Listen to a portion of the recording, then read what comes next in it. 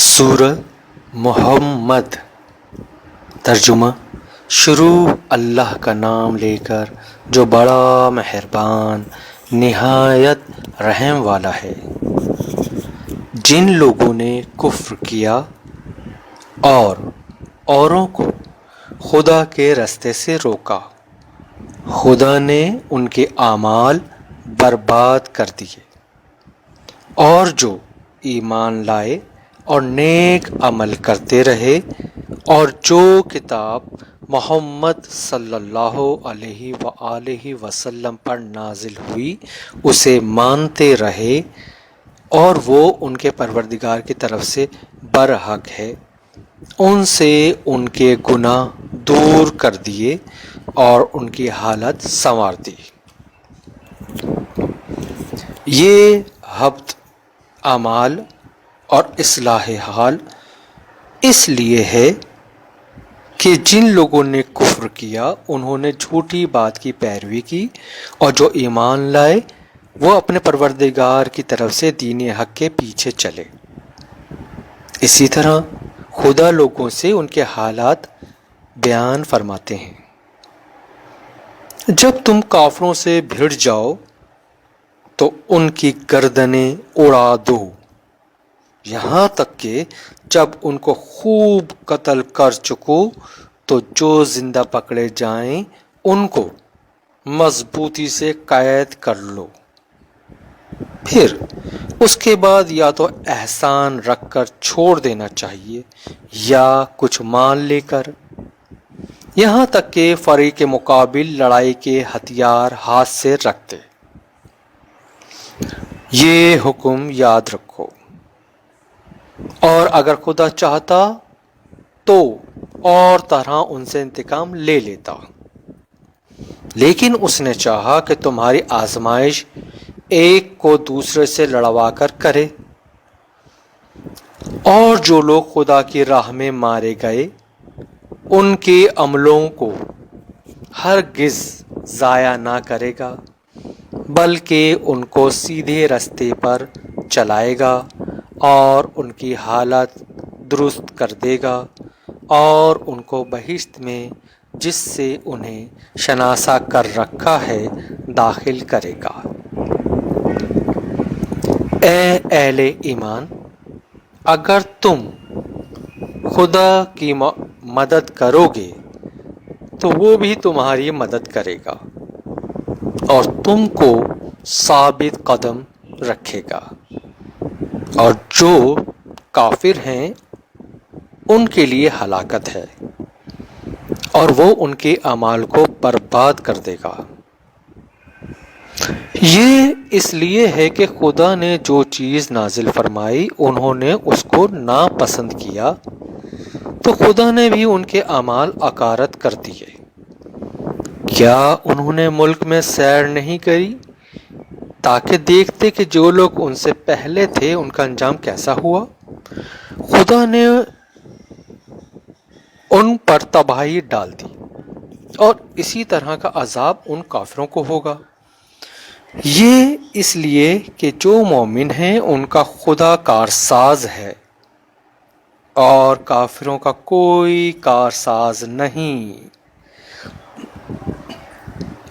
جو لوگ ایمان لائے اور عمل نیک کرتے رہے ان کو خدا بہشتوں میں جن کے نیچے نہریں بہہ رہی ہیں داخل فرمائے گا، اور جو کافر ہیں وہ فائدے اٹھاتے ہیں اور اس طرح کھاتے ہیں جیسے حیوان کھاتے ہیں، اور ان کا ٹھکانہ دوزخ ہے۔ اور بہت سی بستیاں تمہاری بستی سے جس کے باشندوں نے تمہیں وہاں سے نکال دیا زور و قوت میں کہیں بڑھ کر تھیں، ہم نے ان کا ستیہ ناش کر دیا اور ان کا کوئی مددگار نہ ہوا۔ بھلا جو شخص اپنے پروردگار کی مہربانی سے کھلے راستے پر چل رہا ہو وہ ان کی طرح ہو سکتا ہے جن کے اعمال بد انہیں اچھے کر کے دکھائے جائیں گے، اور جو اپنی خواہشوں کی پیروی کریں جنت جس کا پرہیزگاروں سے وعدہ کیا جاتا ہے اس کی صفت یہ ہے کہ اس میں پانی کی نہریں ہیں جو بو نہیں کرے گا، اور دودھ کی نہریں ہیں جس کا مزہ نہیں بدلے گا، اور شراب کی نہریں ہیں جو پینے والوں کے لیے سراسر لذت ہیں، اور شہد مصفیٰ کی نہریں ہیں جو حلاوت ہی حلاوت ہے،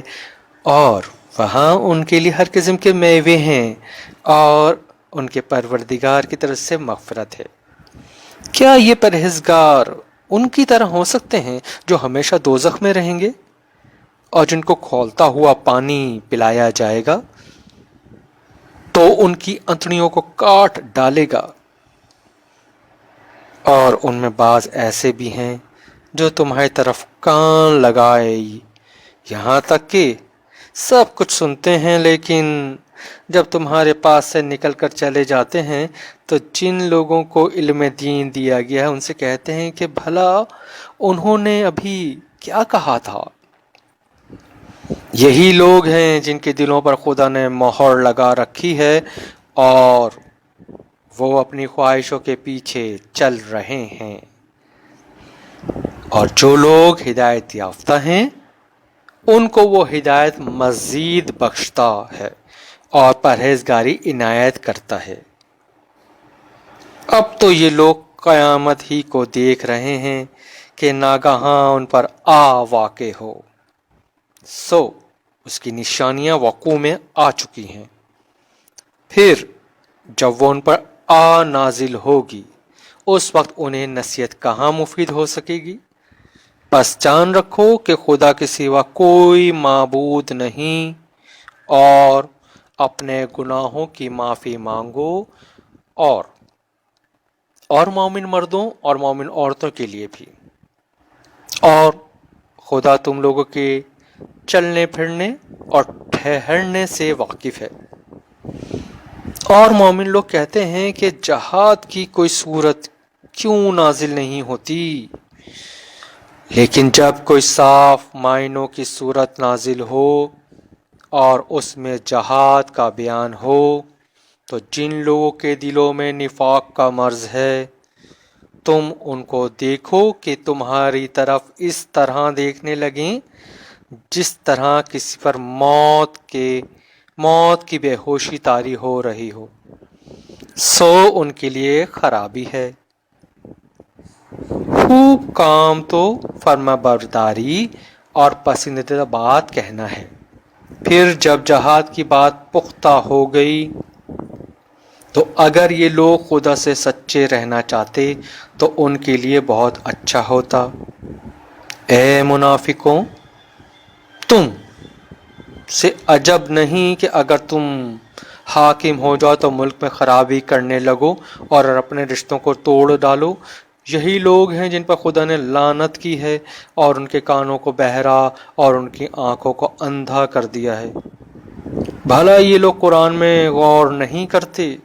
یا ان کے دلوں پر قفل لگ رہے ہیں؟ جو لوگ راہ ہدایت ظاہر ہونے کے بعد پیٹھ دے کر پھر گئے، شیطان نے یہ کام ان کے مزین کر کے دکھایا اور انہیں طول عمر کا وعدہ دیا۔ یہ اس لیے کہ جو لوگ خدا کی اتاری ہوئی کتاب سے بیزار ہیں یہ ان سے کہتے ہیں کہ بعض کاموں میں ہم تمہاری بات بھی مانیں گے، اور خدا ان کے پوشیدہ مشوروں سے واقف ہے۔ تو اس وقت ان کا کیسا حال ہوگا جب فرشتے ان کی جان نکالیں گے اور ان کے منہوں اور پیٹھوں پر مارتے جائیں گے۔ یہ اس لیے کہ جس چیز سے خدا ناخوش ہے یہ اس کے پیچھے چلے اور اس کی خوشنودی کو اچھا نہ سمجھے تو اس نے بھی ان کے عملوں کو برباد کر دیا۔ کیا وہ لوگ جن کے دلوں میں یہ بیماری ہے یہ خیال کیے ہوئے ہیں کہ خدا ان کے کینوں کو ظاہر نہیں کرے گا؟ اور اگر ہم چاہتے تو وہ لوگ تم کو دکھا بھی دیتے اور تم ان کو ان کے چہروں ہی سے پہچان لیتے، اور تم انہیں ان کے انداز گفتگو ہی سے پہچان لوگے، اور خدا تمہارے اعمال سے واقف ہے۔ اور ہم تو لوگوں کو آزمائیں گے تاکہ جو تم میں لڑائی کرنے والے اور ثابت قدم رہنے والے ہیں ان کو معلوم کریں اور تمہارے حالات جانچ لیں۔ جن لوگوں کو سیدھا رستہ معلوم ہو گیا اور پھر بھی انہوں نے کفر کیا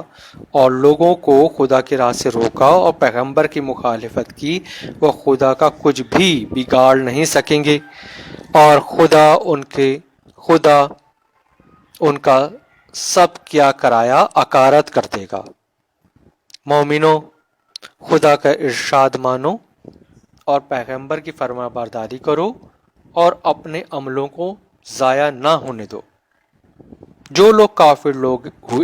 کافر ہوئے اور خدا کے راستے سے روکتے رہے پھر کافر ہی مر گئے، خدا ان کو ہرگز نہیں بخشے گا۔ تو تم ہمت نہ ہارو اور دشمنوں کو صلح کی طرف نہ بلاؤ، اور تم تو غالب ہو اور خدا تمہارے ساتھ ہے، وہ ہرگز تمہارے اعمال کو کم اور گم نہیں کرے گا۔ دنیا کی زندگی تو محض کھیل اور تماشا ہے، اور اگر تم ایمان لاؤ گے اور پرہیزگاری کرو گے تو وہ تم کو تمہارا اجر دے گا اور تم سے تمہارا مال طلب نہیں کرے گا۔ اور اگر وہ تم سے مال طلب کرے اور تمہیں تنگ کرے تو تم بخل کرنے لگو اور وہ بخل تمہاری بدنیتی ظاہر کر کے رہے۔ دیکھو تم وہ لوگ ہو کہ خدا کی راہ میں خرچ کرنے کے لیے بلائے جاتے ہو، تو تم میں ایسے شخص بھی ہیں جو بخل کرنے لگتے ہیں، اور جو بخل کرتا ہے اپنے آپ سے بخل کرتا ہے، اور خدا بے نیاز ہے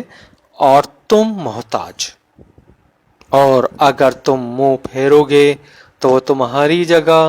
اور لوگوں کو لے آئے گا، اور وہ تمہاری طرح کے نہیں ہوں گے۔